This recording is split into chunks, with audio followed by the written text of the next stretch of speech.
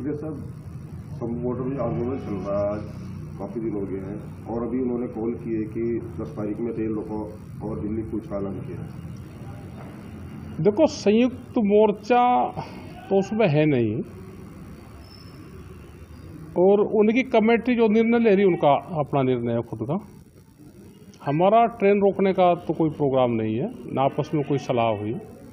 हमारा 14 मार्च का प्रोग्राम है, दिल्ली का, रामलीला मैदान का है। तो देश में बहुत आंदोलन चल रहे जगह जगह, तो सबके अब अपने प्रोग्राम हैं।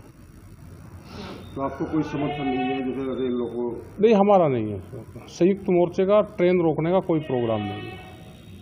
14 मार्च को दिल्ली में आपका कार्यक्रम है, किस तरह का कार्यक्रम? हमारा एक दिन का प्रोग्राम रहेगा और जो मुद्दे हैं, एमएसपी गारंटी कानून है, कर्जा माफ़ी है, दूध के बहुत रेट घटे हैं एक साल में, मतलब 20 रुपये के आसपास रेट घट गए, तो दूध का किसान मारा जाएगा। और दूध का वो किसान है जो गांव में रहता है, जो भूमिहीन किसान है वो भी, और दूध का व्यापार ज़्यादातर छोटा किसान करता है। और सरकार ने कैसे रेट घटवा दिए, क्योंकि बाहर से दूध आ रहा है, उससे पूरा देश के जो दूध उत्पादक किसान है वो बर्बाद हो रहा है। कर्जा माफ़ी है, एमएसपी गारंटी कानून है, बिजली अमेंडमेंट बिल है, भूमि अधिग्रहण के बहुत इशू हैं। तो ये सारे इशू हैं, इन सब मुद्दों को लेकर वहाँ पर जा रहे हैं। जैसा अभी 2 दिन पहले ओलावृष्टि हुई है और तत्परता दिखाते हुए मुख्यमंत्री ने किसानों को मुआवजा देने की घोषणा की है। ठीक है, हम गए थे वहाँ पे और बयान भी हमने दिया था कि तुरंत इसकी जांच हो जाए और जितना किसानों को नुकसान हुआ तुरंत सरकारें, पूरे देश भर की सरकारें इसको मुआवजा दें। हमने बहुत बार ये कहा है कि जिस खेत का नुकसान हो उसको मुआवजा जाए। जब तक ये इंडिविजुअल खेत पे मुआवजा नहीं मिलेगा तो लाभ किसानों को नहीं होगा। अगर तहसील और ब्लॉक स्तर पर होगा तो बढ़ जाएगा, किसान के पास में कुछ नहीं मिलेगा। जिला प्रशासन ने टीम बनाई है, सर्वे कर रही है, तो ये किस तरह से सर्वे करेंगे? क्योंकि कोई किसान छोटा है, कोई बड़ा है, तो फसलों का किस तरह से? नहीं, सर्वे तो ये होना चाहिए। देखो, हमने बहुत बार सरकारों को कहा कि इंडिविजुअल किसान के खेत को इकाई मानना जाए, और जब तक उसके खेत को इकाई नहीं मानना जाएगा जब तक लाभ नहीं उसको होगा। अभी भी आएगा, क्योंकि इकाई खेत नहीं है, तो किसी को 100 रुपये आएंगे, किसी को 500 रुपये आएंगे, किसी को ऐसे आएंगे।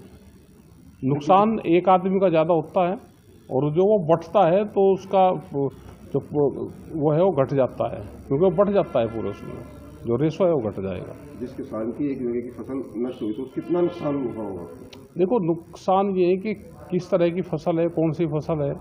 अब जैसे आलू का किसान है, जिसकी खुदाई होगी और आलू बाहर है तो गलेगा, या जिसका अंदर है उसमें पानी भर गया तो गलेगा, तो उसका 100% नुकसान है।